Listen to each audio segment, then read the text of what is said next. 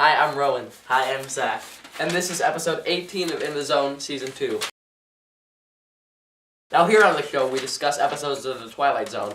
And this week's episode is about the Odyssey of Flight 33, and we're going to spoil the entire thing, so you should check it out beforehand if you don't want it to be spoiled for you here now. The last episode was 22. And this episode is 33. I'm sensing the pattern, and I bet next episode is going to be 44. It's going to have 44 in the title. And we won't be disappointed at all, so it'll be great. Yep. So we are in an airplane, and do you recognize the pilot? Oof. The main guy. Captain Pilot? Oh. I feel like I recognized one of the other guys. Which guy is this? This is the pilot guy with the wheel, the steering wheel. Who is it from? Let's Go Nervous Man. No, he was in A Passage for Trumpet. He played Gabe. I think he wore a fake beard in that episode. Oh, absolutely. And his hair was a different color. I justify not recognizing him. His hair was a different color. Yeah, black and white, Zach. Get over it. This is Flight 33. And they're talking about boring stuff. Who cares? Blah, blah, blah. An attendant comes in. Her name is Janie. And she says, well, all the stewardesses have plans. Big dates, the opera, and I'm single and ready to mingle. So she says, get there quickly. Janie's sort of the cockpit liaison to the passengers. Yeah. She's the one who's going in and out and stuff. And then the main guy feels something, a sensation of speed. And they're going, and Magellan, 830 knots. His character is that he likes to say the speed in the unit of knots in a baffled, astonished voice. It was baffled because 830 knots. Because the speed kept going faster and faster, and 830 knots was, I think, something crazy. You're right. They eventually go, wait, can I do my Magellan? Yes. 980. 1120. 1500. I can't even keep up with it. That's what he said. They're like, I hope the wings stay on. A lot of their dialogue is just totally airplane jargon, which is kind of cool because it's realistic, but it's also sort of impenetrable, you know? I kind of feel like until it goes a little bit crazy, you're okay with them setting the scene because you don't know what the airplane jargon is, but you can recognize it as airplane jargon. Yeah, I guess. I mean, and certainly the airplane jargon sort of decreases as the episode goes on, and they're dealing with different kinds of problems, I guess. Yeah. I don't have a problem with it. So, the guy, walkie-talkie man, don't know what his name is, but his character is that he's always on a walkie-talkie. He loses connection on the walkie-talkie. No soap. I think this is a bit of a flaw. So I'll tell you, I will... Or, he shouldn't... He shouldn't lose connection yet. He should lose connection after they go through the bump. So it's not literally a plot flaw, but if you were writing it, you would have just done it differently? Maybe. I mean, it's not a plot flaw, but in theory, But like a writing flaw. Yeah. It would make more sense. Yeah, sure. I guess. It's not relevant. So Rod tells us they're going from London to New York, and the plane is fine, the crew is fine, but it's going too fast, inexplicably. Oh no! Fade to black, come up, and Janie is talking to another attendant, who was Paula, and she's like, yep, she's just saying ooh, things aren't going great. That's all, in the cockpit. Well, they do a little bit of a kind of joke, because Paula's going to Valhalla, which is an opera house, but it's also, Norse heaven, and Janie's like, well, you don't want to go to literal Valhalla, do you? Wow, that was lost on me. I had no idea what that scene was about. Okay, do you think that people would get it? How many, I'm not sure. If you just took a sample of people, adults that 10 of them, how many do you think would get the Valhalla? Let's ask 10 adults that you know. Yeah, we'll say, hey, are you going to Valhalla? Well, I hope you don't actually go to Valhalla. That'll go over great. That will make a ton of sense. Wait a minute, I think Paula's the woman in the after hours with the small part, remember? I will put in a title that says whether or not I'm right about Paula being that woman from the after hours. who was briefly in the scene where Armbruster's like, "Nah, go do that."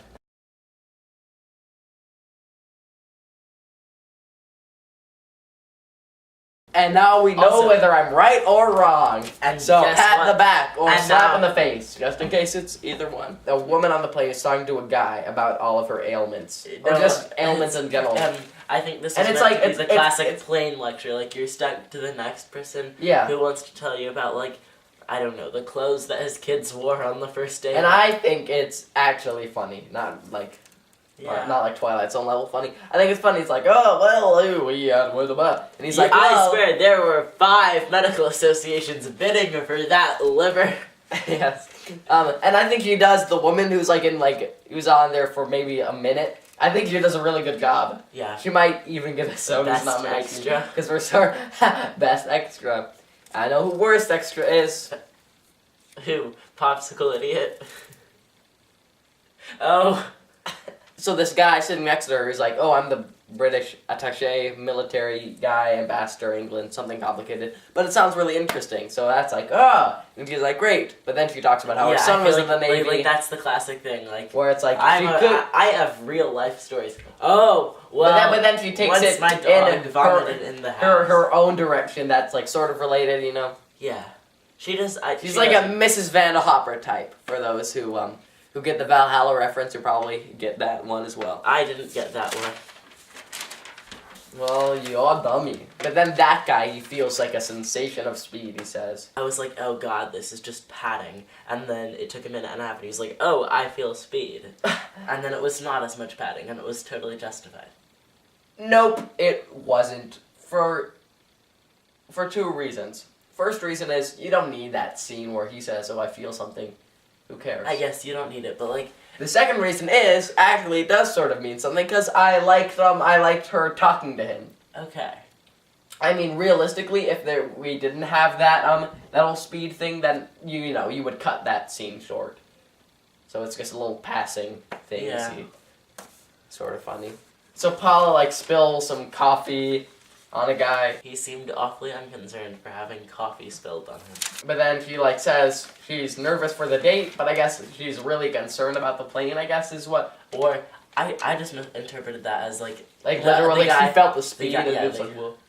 Yep. Then we're back in the cockpit, and the walkie-talkie still isn't working. Amazing. And then there's, a shake-up, explosions and stuff. Wow, and there's a big light, a big crazy light, as Magellan calls it. The captain's like, I don't know what that was. He was like, well, I felt some kind of shockwave. Like as if we broke the barrier of sound.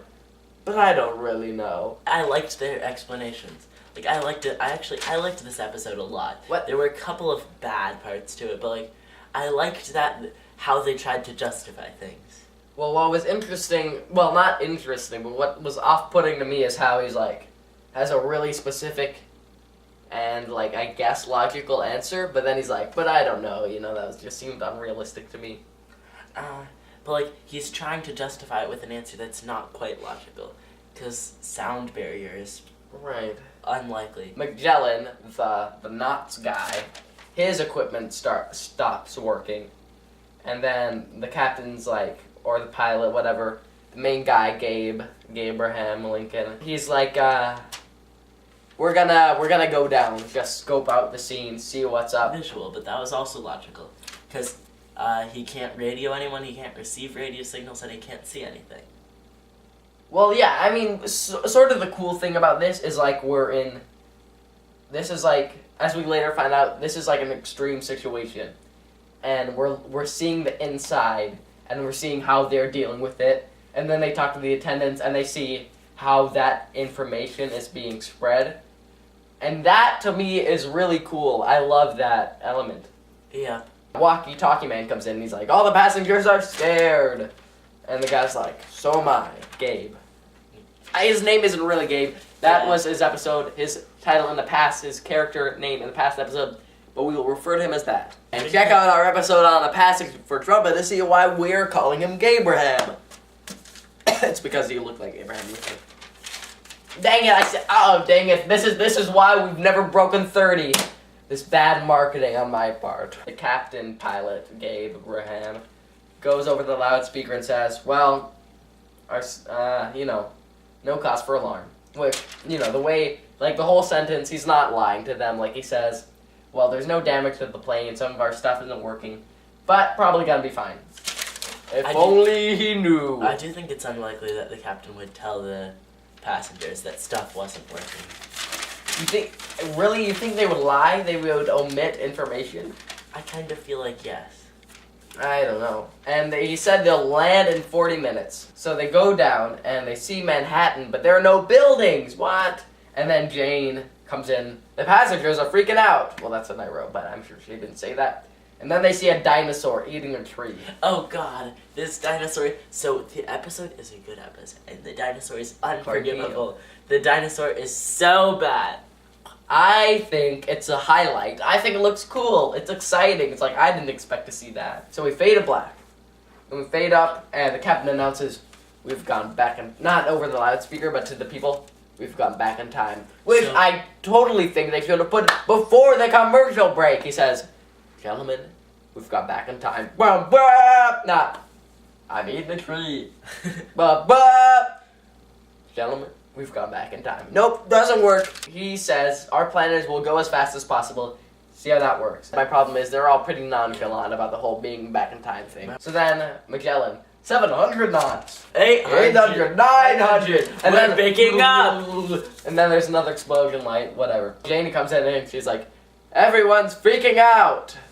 That's just my notes. Probably didn't say that. The guy who sits next to the captain is like, we made it! Yay, they see all the buildings. And so the captain announces, everything's fine, we're gonna land soon. And then the walkie-talkie works again, great. But then the guy on the other side of the walkie-talkie doesn't understand the guy in the Flight 33 on the walkie-talkie. Because the guy he's like, what kind of aircraft? And then the guy inside Flight 33 says, jet, I don't know who you are. We don't know anything about radar and jets. And so he hangs up because that wasn't useful. So they're going to go down and land there. First, they're going to check out. They're going down, looking at New York City. But there's a building that, for them at least, they recognize. And it indicates the New York World's Fair, which happened in 1939. And it means, okay, we're in 1939. So that's one of the things that's a little bit less accessible to a modern viewer, I would say. Certainly. Like a dinosaur, we know, well, I don't see those. But, I mean, I don't live in New York City. I don't see aerial views of New York City every day. Yeah. I don't know about the World's Fair, you know. The captain says to his crew, okay, we're going to try again. Announces over the loudspeaker, yeah, we're in 1939, big whoop. We're going to try again. I don't know if it'll work. And then that's the end. So after I criticized the dinosaur, I have no idea what they could have done to make it better. That's a good point. Like, what if they were like, oh, well, I see a dinosaur? Yeah, that would have been much worse than if you had just gone. Seeing like a dinosaur looks right at the camera. That didn't look great. I take back what I said about the air jargon being impenetrable. I think it's actually pretty cool. Yeah. Like, I mean, we aren't missing anything from all this stuff. I mean. Okay. I mean, you dummy. I nice, you mean. Anyway, sorry, I'm gonna start over. I mean, I did it again! We aren't missing anything important, you know. I mean, they...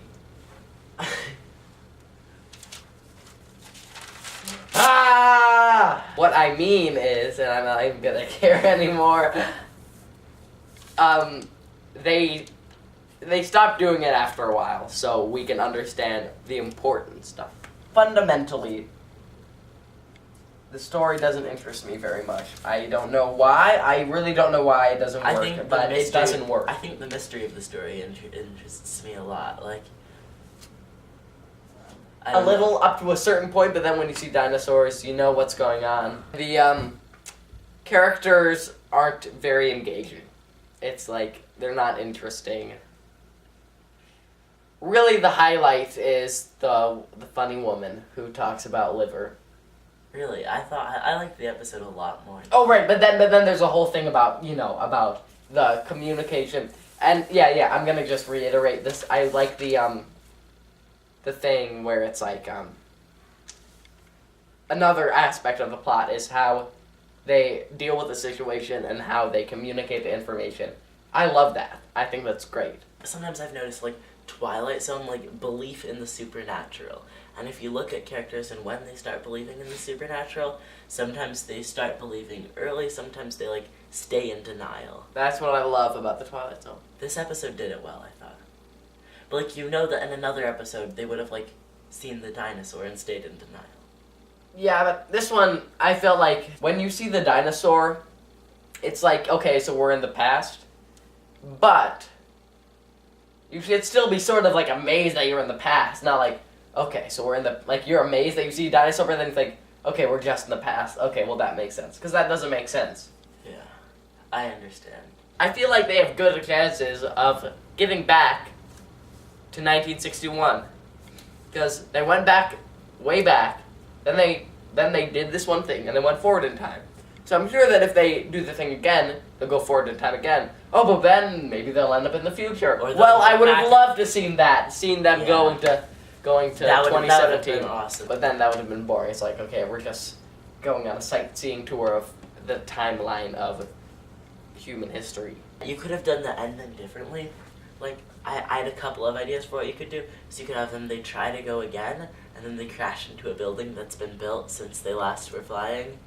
Or you could, like, they were flying pretty low, a tall skyscraper, Right. like, say, in 2020. Sure. Or some year in the future, they could have At which hit. point we will still be doing In the Zone, if you can Yeah. believe it. Like, you could also imagine a different ending where they land in 1939 and then, like, they wait it out and then you cut to old Gabe trying And they're to like, explain, we're going home! trying to explain his story to everyone. So they wait 22 years and they say, what's the holdup? And then he explains it. Or, so, I don't know. What if they crash land in dinosaur times and they meet like all these other planes all these other flight crews, and they're like living on this in prehistoric Manhattan, and they're like living amongst dinosaurs?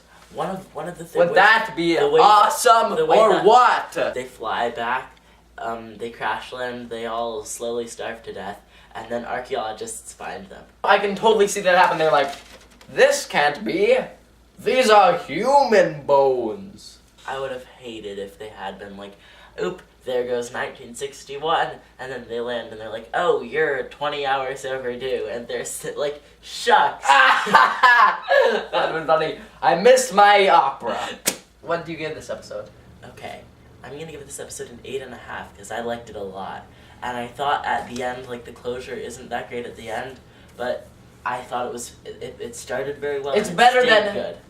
You know what? I think not having closure in this situation was better than if they had closure. Yeah. Of course, they should have, just had a completely different thing happen altogether. But that's just me. All right, here we go. With thinking, that is. Okay, keep thinking. Okay. No, hey! Zach, you are dumb. You are being a dummy. Can we record this for posterity? He's just taking a cowbell. Here, why don't you sit in your seat, young man? Okay, you mean... Oh, that's... Zach! The dude is playing the drums. Get out of here. Get out of here, you Woodward. This is exactly what Woodward would do. This is exactly what Woodward would do. That's We've been your talking motto. about this episode for a long time. What would Woodward do? Woodward would give the episode a rating. And it would be a bad rating. Because Woodward is bad. Why I order? Okay, back in the seats. I think I'm pretty confident on my rating, but not enough. What is your long-awaited rating, Rowan? My rating is 5.5. Rating split. Rating split. Rating split. Rating split. Yay. Next week, we will be talking about an episode that I hope involves 44 in the name. Who knows? I'm sure it will. Rod certainly Serling don't know. wouldn't break this sweet pattern. So, we'll see you then.